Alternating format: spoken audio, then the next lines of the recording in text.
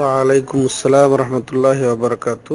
ভাইয়ের বর্তমান প্রেক্ষাপটে গুরুত্বপূর্ণ প্রশ্ন যে শবে বরাত উপলক্ষে আমাদের কোন আলেম অনেক দলিল প্রমাণও পেশ করছেন কোরআন থেকে এবং হাদিস থেকে। তো কোরআন থেকে তো আছে, তারপর হাদিস থেকেও তারা পেশ করেন। তো এগুলার আসলে মূল্যায়ন কতটুকু? তো এক্ষেত্রে সংক্ষিপ্ত কথা হলো যে শাবান মাসে কি করণীয় সেটাও স্পষ্ট আছে হাদিসে, সহিহ হাদিসে প্রমাণিত। তো এটা যদি আমরা জানি তাহলে অটোমেটিকলি যা করণীয় সেটা স্পষ্ট হয়ে গেলে যা করণীয় নয় সেটাও স্পষ্ট হয়ে যায়। সেটা কি? উসামা বিন যায়েদ রাদিয়াল্লাহু তাআলা আনহুর হাদিস থেকে এটা জানা যায় যে তিনি রাসূলুল্লাহ সাল্লাল্লাহু আলাইহি ওয়াসাল্লামকে বলেন যে কি হয়েছে যে আপনি এই মাসে অন্যান্য মাসের চেয়ে বেশি রোজা রাখেন। তো জবাবে রাসূলুল্লাহ সাল্লাল্লাহু আলাইহি ওয়াসাল্লাম বলেছেন যে এটা সেই মাস যেটা রজব এবং রমজানের মাঝে আসে। এই মাস সম্পর্কে মানুষ গাফেল, অসচেতন, অথচ এই মাসে আমল নামা পেশ হয়। তো আমি পছন্দ করি আমার আমল নামা যখন পেশ হচ্ছে আমি রোজা থাকি। তো এটা হাসান হাদিস, শেখ আলবানী হাসান বলেছেন। আর একটা বুখারীর হাদিস যেটা আয়েশা রাদিয়াল্লাহু আনহা থেকে বর্ণিত যে তিনি বলছেন যে রাসূলুল্লাহ সাল্লাল্লাহু আলাইহি সাল্লাম শাবান মাসে সবচেয়ে বেশি রোজা রাখতেন। এমনকি তিনি বলেছেন যে তিনি শাবান মাস পুরাটাই রোজা রেখে ফেলতেন। এটা বুখারীর হাদিস। তাহলে শাবান মাস কি করণীয় এটা আমরা পেয়ে গেলাম যে বেশি বেশি রোজা রাখা ভূমিকা স্বরূপ, এবার অভ্যাস গড়ার জন্যে, যাতে আমরা হঠাৎ করে রোজা রেখে কষ্ট না অনুভব করি, হঠাৎ করে আমাদের ভুলভ্রান্তি না হয়ে যায়। এই জন্যে পরীক্ষামূলক আমরা আগেই রোজা রাখবো। যেমন আমরা নামাজের আগে আগে সুন্নাত পড়ি, এটাও ফরজ নামাজের প্রস্তুতি বলা যায় যে ফরজ নামাজে যেন আমাদের একেবারে কোনো টেনশন না জমে যায়, ভিড় না জমে যায়, যত চিন্তা ভাবনা, সেই হিসেবে আমরা সুন্নত পড়ি রাসূলুল্লাহ সাল্লাল্লাহু আলাইহি ওয়াসাল্লাম নির্দেশ অনুযায়ী। তাই শাবান মাসে রাসূলুল্লাহ সাল্লাল্লাহু আলাইহি ওয়াসাল্লাম তাই করতেন যে রমজানের পূর্বে প্রস্তুতিমূলক রোজা রাখতেন। এবার আসেন যে যা কিছু আমরা দেখি সমাজে শবে বরাত নামে, সেগুলোর পর্যালোচনা বিশ্লেষণ, যেটা আপনি দৃষ্টি আকর্ষণ করেছেন। শবে বরাত আসলে এটা না দেওয়া নাম, এটা হয়তোবা ইরান থেকে শব্দটা এসেছে শবে বরাত। এটা কোনো আরবি শব্দ না, বাংলা শব্দও নয়।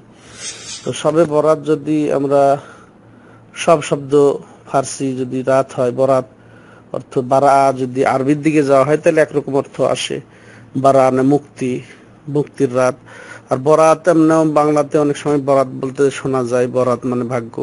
এটা হলে শবে বরাত যদি ভাগ্যের রাত হয় সেটা অযৌক্তিক, কারণ শবে কদর, লাইলাতুল কদর আছেই কোরআনে হাদিসে সুসাব্যস্ত, সেটা রমজান মাসে। আর যদি মুক্তির রাতও বলা হয়, বারাত যদি আরবিতে নেওয়া হয়, মুক্তির রাতও যদি বলা হয়, তাহলে সেটাও আসলে সহিশুদ্ধভাবে প্রমাণিত নয় যে আমরা। আর শবে বরাত বলে কোনো কথা হাদিসে আসে নাই এবং কোরআনেও আসে নাই। যা কিছু এসেছে যেটা বলা হলো ওটা সহিশুদ্ধ শাবান মাসের আমভাবে। আর লাইলাতুন নিসফ মিন শাবান সম্পর্কে অনেক হাদিস এসেছে, তো অধিকাংশই হচ্ছে দুর্বল, আর অনেক আছে জাল বা যা ভিত্তিহীন, বানানো ভিত্তিহীন, যার উপর ভিত্তি করে আকীদা আমল সাব্যস্ত হয় না, আমল করা যায় না। তো এটা আমাদেরকে লক্ষ্য করতে হবে। কিন্তু একটি হাদিস সম্পর্কে কোন ওলামায়ে কেরাম হাসান অভিমত পোষণ করেছেন, যেটা হাদিসটি হাসান।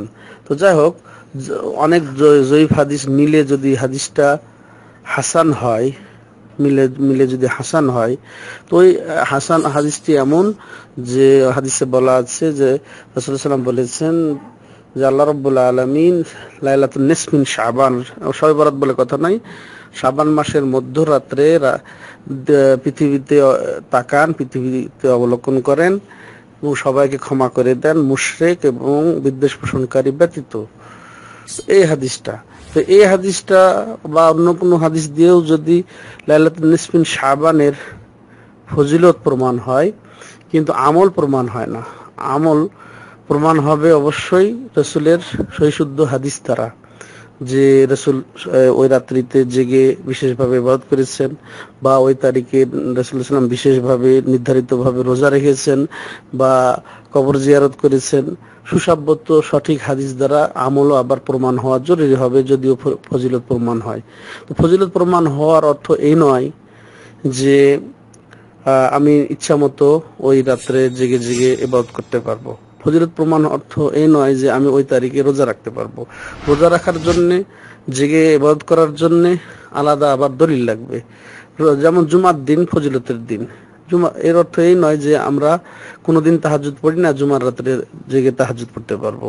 এর অর্থ এই নয় ওই দিনে আমরা রোজা রোজা রাখতে পারবো, ওই দিনে বিশেষভাবে আমরা তেলাওয়াত করব, বা ওই দিনে আমরা কবর জিয়ারত করব। এটা কিন্তু করা যাবে না। ঠিক তেমনি লাইলাতুন নিসফিন শাবানের ওই যে আপনি বলেছেন যে কিছু হাদিস উপস্থাপন করেন ইয়ারা কোনো আলেম ওলামারা, তো সেক্ষেত্রে অবশ্যই আমাদেরকে লক্ষ্য রাখতে হবে যে তারা প্রমাণ যেগুলো দাঁড় করায় অধিকাংশই দুর্বল এবং জাল হাদিস। আর কোরআন থেকে যা তারা প্রমাণ দাঁড় করে সেটা আসলে অযৌক্তিক এবং জায়গায় তারা প্রমাণ দাঁড় করে। যেমন শবে বরাতের দলিল দিয়ে সূরা দুখানের 2-3 নম্বর আয়াত পেশ করেন, সেখানে আল্লাহ রাব্বুল আলামিন বলেছেন যে নিশ্চয় আমি কোরআনকে বরকতের রাত্রিতে নাজিল করেছি। পরের রাত্রিতে বলেছেন যে এতে বিশেষ বিশেষ আমল বা তাকদীর বর্ণন করা হয়, নিরূপণ করা হয়। তো ওখানে আল্লাহ বরকতের রাত বলেছেন এবং তাকদীরের রাত সাব্যস্ত হয়, কোরআন নাজিল হয়েছে সেখানে। তো আমভাবে বলাতে কিছু কিছু আলেম ওলামা ইমাম এটা মত পোষণ করেছেন এটাই হয়তো লাইলাতুন নিসফিন শাবান বা শবে বরাত।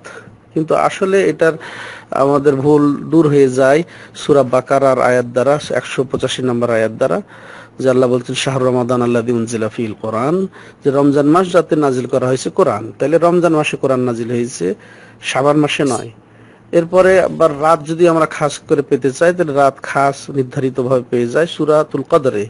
যেমন আল্লাহ বলেছেন বিসমিল্লাহির রহমানির রহিম, ইন্না আনজালনাহু ফি লাইলাতুল কদর, আমি নিশ্চয়ই কোরআনকে নাজিল করেছি লাইলাতুল কদরে। আর লাইলাতুল কদর সম্পর্কে আগ্রহ এবং ফজিলত বর্ণনার জন্য, আগ্রহ বাড়িয়ে দেওয়ার জন্য আল্লাহ নিজেই বলছেন যে তুমি কি জানো লাইলাতুল কদর কি? লাইলাতুল কদর হচ্ছে 1000 মাস অপেক্ষা উত্তম। তো তাহলে আমরা রাত পেয়ে যাই, সেটা হচ্ছে লাইলাতুল কদর, আর মাস পেয়ে যাই রমজান মাস। তাহলে স্পষ্ট হয়ে গেল যা দলিল আমাদের পেশ করা হয় শবে বরাতের পক্ষে কোরআন থেকে, সেগুলো মূলত লাইলাতুল কদরের দলিল।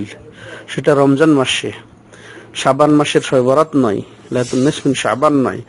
আর যেগুলো দলিল হাদিস থেকে পেশ করা হয়, যদি সহি হাদিস পেশ করা হয় স্পষ্ট বুখারী হাদিস থেকে, যে গুনাহ খাতা মাফ হয়ে যাওয়া, সেটা হচ্ছে লাইলাতুল কদরের রাত, সেটা শবে কদরের রাত রমজান মাসে।